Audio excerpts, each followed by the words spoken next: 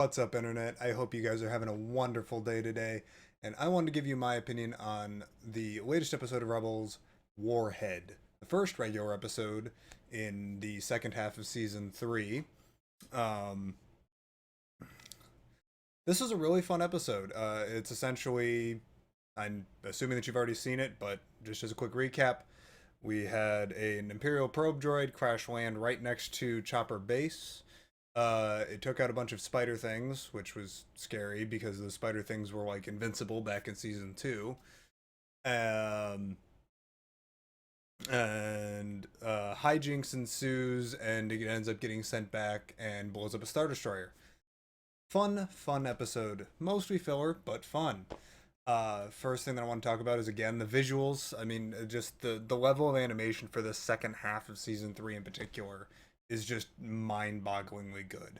I mean, like the reflection in AP5's visor and the lighting effects and the it's just blows my mind how much the it's changed just in between the two half seasons, let alone from season 1 or season 2, which was still beautifully animated, but it's just this is on a whole another level.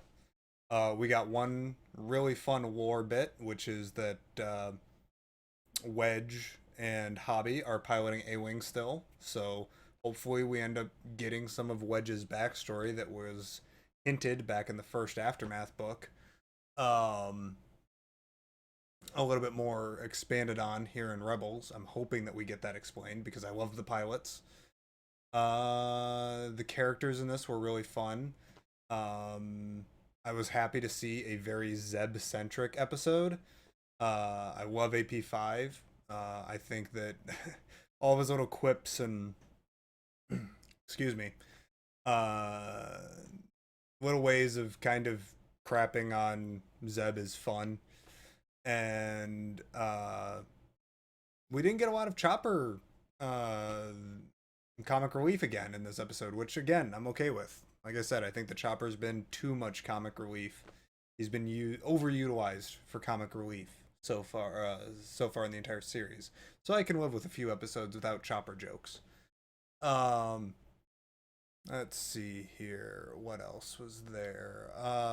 The overall plot was good. There was only one major plot hole that I had, which was when Callus said that, oh, well, we don't know which probe is missing. Well, why don't you just wait for the other 92 or 93 probes to report, and then whichever the one is that went to this specific planet, that must be the one that isn't uh uh isn't reporting, so that's probably where the rebels are. It just didn't quite make much sense, but I guess Callus being Fulcrum and being on the rebel side now, he might be able to bury that somehow. Okay, fine, I can live with that, I suppose. Why did you turn on whatever? Um but yeah, also I guess another small nitpick would be the it seems like the grunt Imperials are kind of turning into the battle droids from the Clone Wars, which the droids and actual people that are Imperials aren't the same thing. You can't use them in the same comedic effect where it's like, uh-oh, boom!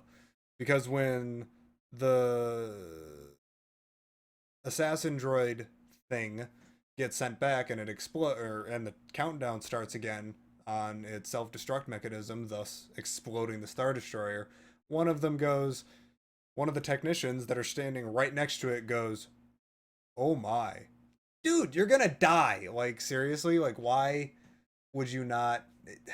It's just, like I said, it reminded me too much of the droids that we had back in the Clone Wars and especially the television show and some of the novels and stuff. And